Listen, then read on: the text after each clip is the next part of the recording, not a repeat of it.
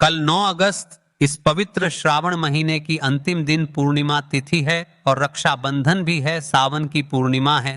भाई ये सिर्फ एक तिथि नहीं, ये उस देवों के देव महादेव के चरणों में समर्पण का आखिरी मुकाम है। पूरे सावन भर जिसने उपवास किए, जिन्होंने शिवलिंग पर जल चढ़ाया, जिन्होंने दिल से महादेव को पुकारा, अब वो घड़ी आ गई है जब फल मिलने का समय है। लेकिन इस बार ये सिर्फ सावन पूर्णिमा नहीं है, इस बार ये रक्षाबंधन भी है और शनिवार भी है, यानी नारी शक्ति, शिव शक्ति और शनि देव की दृष्टि, तीनों का अद्भुत संगम। महापुराण कहता है पूर्णिमा के दिन शिव को जो एक दिया जलाकर श्रद्धा से प्रणाम करता है, उसके जीवन के पाप जल जाते हैं। और जब ये पूर्णिमा श्रावण मास में हो तो समझो 100 गुना पुण्य। सावन पूर्णिमा वो तिथि है जब शिव की कृपा, चंद्रमा की शीतलता और ऋषियों के आशीर्वाद तीनों एक साथ मिलते हैं। इस दिन किए गए दीपदान, जप और श्रद्धा भरे उपायों का असर सीधा 100 गुना बढ़ जाता है हर बहन को अपने भाई के लिए।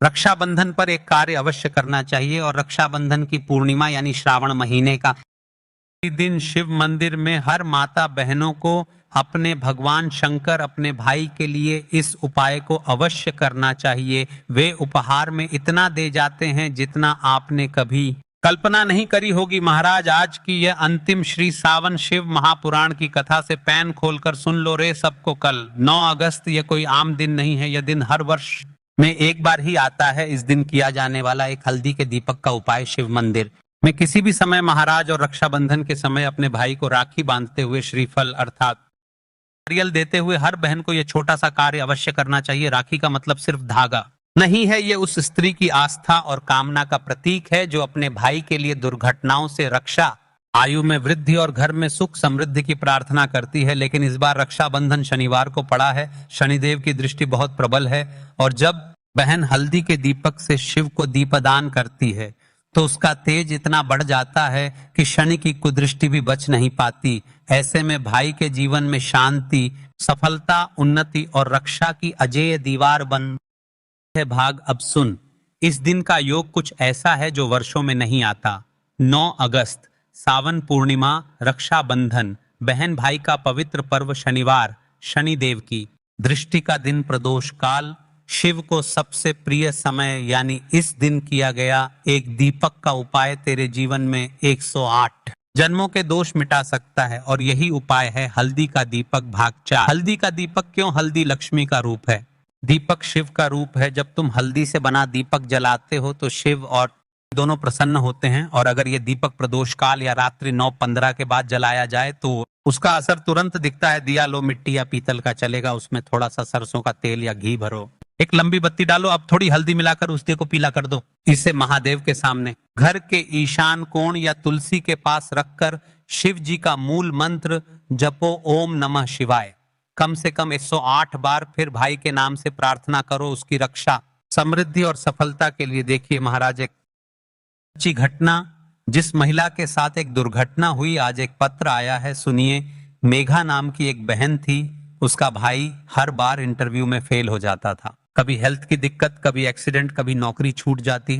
रक्षाबंधन के दिन वो बहुत रोई। फिर एक पंडित ने कहा हल्दी का दीपक जला, शिव को पुकार और भाई के नाम से प्रार्थना कर। मेघा ने वही किया, एक दीपक जलाया, शिव का नाम लिया और सच्चे मन से रक्षा मांगी। अगले महीने भाई को सरकारी नौकरी मिली। अब भी हर साल सावन पूर्णिमा पर वो हल्दी का जरूर जलाती है। जिन्होंने पिछले वीडियो में कमेंट किया था वे लोग जान ले अपनी राशि से जुड़ा भाग्य। सबसे पहले राशि है मेष। आज तुम्हारे जीवन में कोई बड़ा परिवर्तन आ सकता है अगर तुमने यह उपाय श्रद्धा से किया, सफलता निश्चित है। दूसरी और विशेष राशि है तुला। पिछले कुछ समय से जो रुकावटें थीं अब समाप्त होंगी। रक्षाबंधन का ये दीपक तुम्हारे भाई की किस्मत खोल देगा। देखिए, पूर्णिमा तिथि के दिन, श्रवण के आखिरी दिन, हर घर, हर महिला को यह एक छोटा सा कार्य रात्रि में अवश्य करना चाहिए। महाराज, सो जाएं तो एक छोटा सा दिया लेकर अपने बिस्तर के पास रखो और 11 बार कहो, हे शिव शंकर, मेरी कामनाएं पूरी हो, मेरे भाई की रक्षा हो और हमारे जीवन से अंधकार हट जाए। फिर ओम शिवाय नम मंत्र 27 बार झपकर सो जाना। देखना सपनों में भी शिव तुम्हें दर्शन देंगे। भाई, अगर तुम बहन हो तो आज का दिन तुम्हें वरदान देने आया है। अगर तुम भाई हो तो आज का दीपक तुम्हारी रक्षा का कवच बन सकता है। और अगर तुम अकेले हो तो समझो शिव खुद तुम्हारे भाई बनकर खड़े हैं। दिया थोड़ी सी हल्दी और सच्चे मन से की गई प्रार्थना, बस यही चाहिए जीवन को बदलने के लिए। तो देखिए हम उसे विशेष और मुख्य उपाय की तरफ चल रहे हैं जो आपको कल के दिन अवश्य करना है। और हाँ, आखिरी में हम अंतिम में आपको एक छोटा सा कार्य बताने वाले हैं जो श्रवण के आखिरी दिन यानी पूर्णिमा तिथि के दिन किया जाता है, जिससे शिव जी की कृपा प्राप्त होती है। तो वीडियो को बीच बीच में से स्किप ना करें। अब ध्यान से सुनो, इस एक दीपक और हल्दी वाले उपाय को हमें इस शुक्रवार के दिन करना किस समय है। इस उपाय को करने का जो समय है वह सुबह का समय है और शाम का समय भी है। अब देखिए यहाँ पर हम मुख्य रूप से सुबह का समय नहीं बोलेंगे क्योंकि 9 अगस्त शनिवार श्रवण का आखिरी दिन पूर्णिमा व्रत और रक्षाबंधन, और इस दिन प्रदोष काल के समय का बहुत महत्व होता है। बाकी अगर सुबह के समय भी करेंगे तो भी अच्छा होगा, उसमें कोई भी दिक्कत वाली बात नहीं है। तो चलिए जानते हैं इस विशेष उपाय के बारे में। लेकिन उससे पहले एक प्रार्थना, अगर आप इस चैनल पर नए हैं तो आप इस वीडियो को लाइक करें, को सब्सक्राइब करें और कमेंट बॉक्स में आप अपनी राशि या अपना नाम जरूर डाल दें, क्योंकि हम राशि से जुड़ा भाग्य भी बताते हैं और भाग्य में चल रही परेशानियों को दूर करने के लिए वह आसान से आसान उपाय भी बताते हैं। तो चलिए अब हम अपने सबसे पहले उपाय की बात कर लेते हैं। देखिए हम सभी के घरों में माता तुलसी का पौधा अवश्य ही होता है।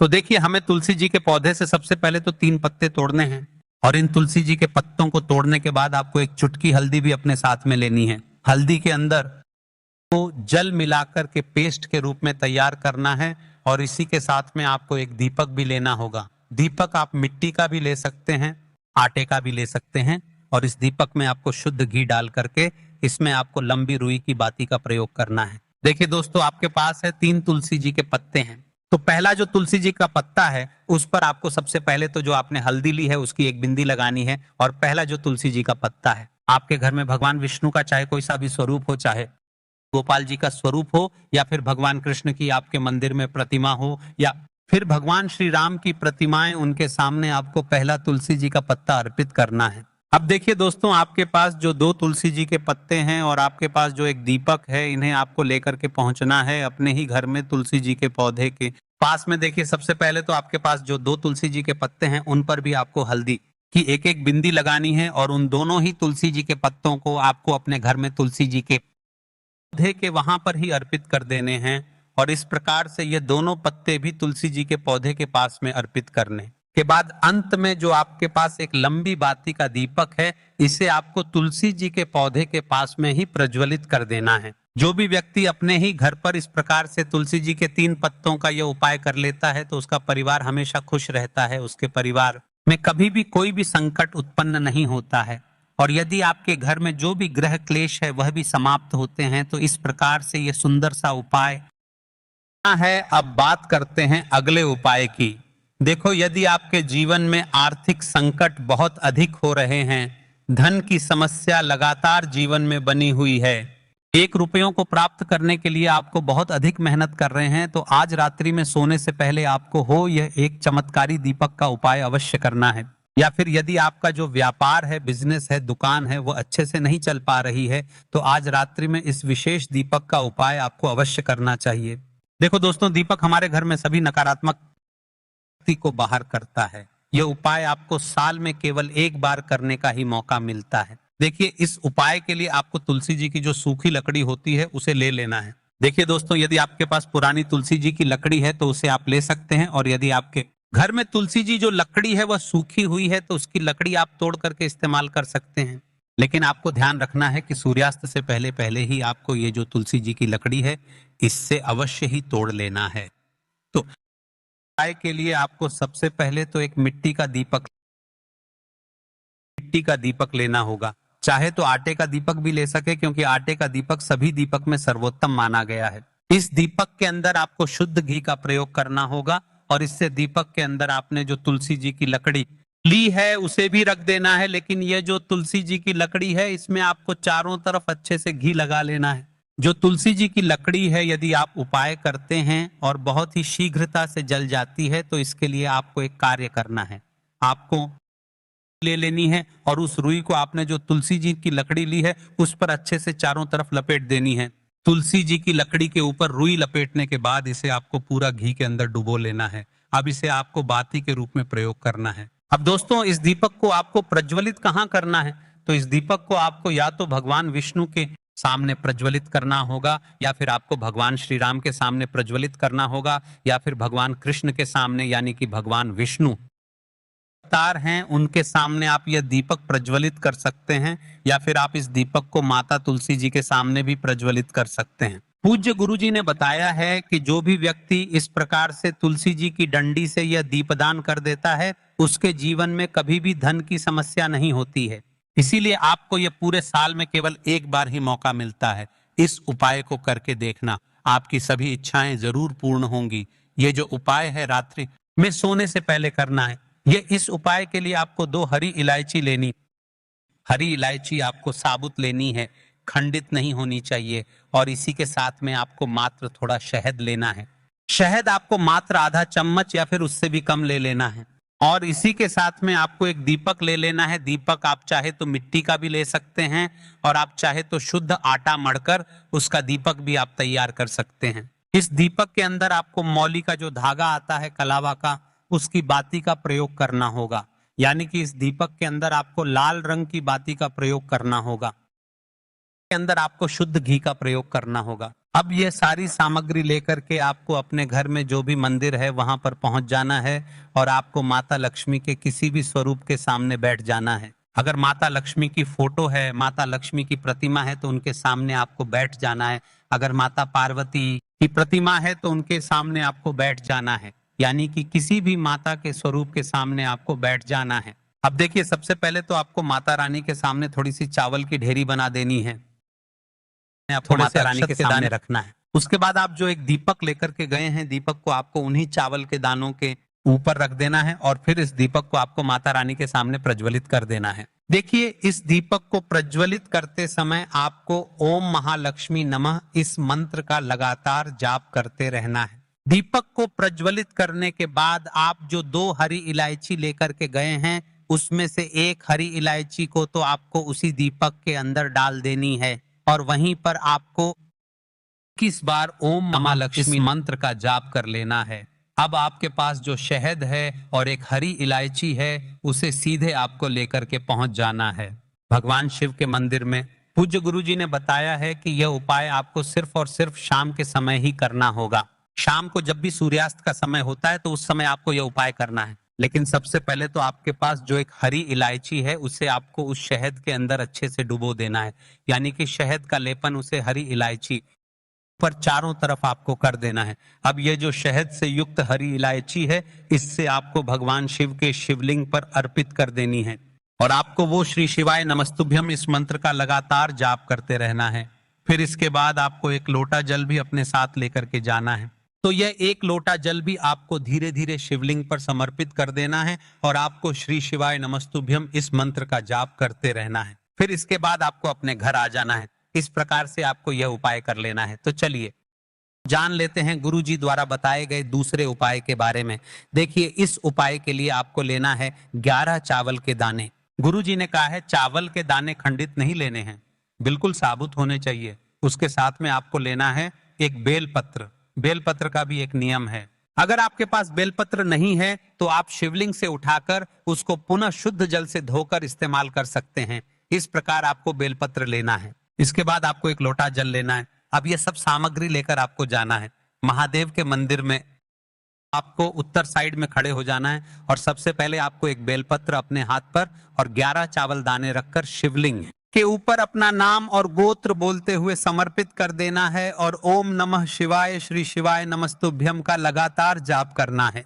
अब आपको जो एक लोटा जल साथ में लेकर आए थे उसे धीरे धीरे बेलपत्र और चावल दाने के ठीक ऊपर आपको समर्पित करते जाना है, और शिव पुराण के मूल मंत्र श्री शिवाय नमस्तुभ्यम का 11 बार जाप करना है, और अपनी मनोकामना बोलते जाना है। देखो, बस छोटा उपाय करना है, देखना एक दिन आपके सब काम बनने लग जाएंगे।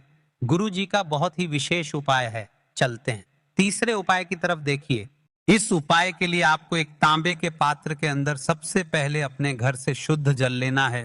फिर इसी के साथ में आपको मात्र थोड़ा सा शहद लेना होगा।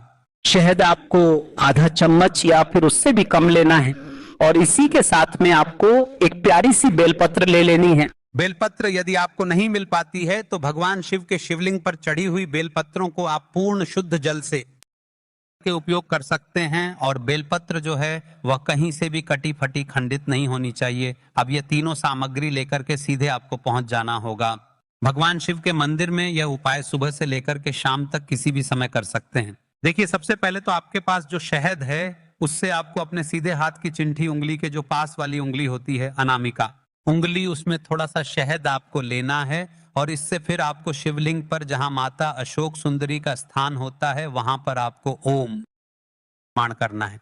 लेकिन जलाधारी के बिल्कुल बीच में जो स्थान होता है उसे माता अशोक सुंदरी का स्थान कहते हैं और इसी स्थान पर आपको शहद से ओम का निर्माण करना है। अब दोस्तों, आपके पास जो एक बेल पत्र है उसे आपको अपने सीधे हाथ की हथेली पर रखना है और महादेव से आपको अपनी विशेष मनोकामना, आपके जीवन में जो भी संकट चल रहे हैं, जो भी समस्याएं चल रही हैं, जो भी जीवन में दुर्भाग्य बना हुआ है, आप अपने किसी भी कार्य में सफल नहीं हो पा रहे हैं, तो जिस भी प्रकार की आपकी समस्या है उसे दूर करने आपको महादेव से प्रार्थना कर लेनी है। और फिर यह जो एक बेल पत्र है इससे इसे आपको शिवलिंग पर माता अशोक सुंदरी वाले स्थान पर समर्पित कर देनी है। देखिए, जहां पर आपने ओम का निर्माण किया है उसी के ऊपर आपको यह बेलपत्र भी समर्पित कर देनी है। देखिए, बेलपत्र की चिकनी साइड का हिस्सा शिवलिंग से स्पर्श होगा और इसकी जो डंडी है वह आपको जलाधारी की ओर रखनी है। बड़ी पत्ती वाला भाग शिवलिंग की तरफ रहेगा। इसी प्रकार से आपको यह बेलपत्र समर्पित कर देनी है। अब दोस्तों, आपके पास जो एक जल है उसमें से थोड़ा सा जल तो आपको बेलपत्र की जो आगे वाली पत्ती है उस पर आपको समर्पित करना है और आपको श्री शिवाय नमस्तुभ्यम इस मंत्र का जाप कर लेना है। फिर उस पात्र के अंदर जो जल बचेगा उसे पूरा आपको भगवान शिव के शिवलिंग पर धीरे धीरे समर्पित करते जाना है और लगातार आपको शिव महापुराण के मूल मंत्र श्री शिवाय नमस्तुभ्यम इस मंत्र का जाप करते रहना है। गुरुजी ने कहा है कि जल आपको इतने धीरे धीरे समर्पित करना है कि जल समर्पित करते हुए आप कम से कम 11 बार श्री शिवाय नमस्तुभ्यम फिर ओम नमः शिवाय इस मंत्र का जाप कर सकें। फिर इसके बाद वापस आपको अपने घर आ जाना है। इस प्रकार से आपको यह उपाय कर लेना है। आप देखेंगे कि आपकी सभी मनोकामनाएं अवश्य ही पूरी होंगी। यह उपाय आपको अवश्य करने हैं। इस वीडियो में हमने आपको 3 से 4 महा उपाय आपको बताए हैं जो आपको शुक्रवार के दिन के ये जो सारे उपाय हमने आपको बताए हैं ये आपको कल शनिवार के दिन इस पवित्र श्रावण महीने का अंतिम दिन यानी कि पूर्णिमा व्रत के दिन आपको करना है। और हाँ, इस वीडियो में हमने आपको वह उपाय भी बताए हैं जो आपको रक्षाबंधन के दिन हर बहनों को करने चाहिए। तो आज की वीडियो में इतना ही। यदि आपके मन में उपाय से जुड़ा कोई सवाल है तो आप कमेंट बॉक्स में पूछ सकते हैं, या फिर आपको कोई अन्य समस्या है जो समाप्त नहीं हो पा रही तो उसे समस्या से जुदा भी आप सवाल कर सकते हैं। मिलते हैं अगले वीडियो में। श्री शिवाय नमस्तु।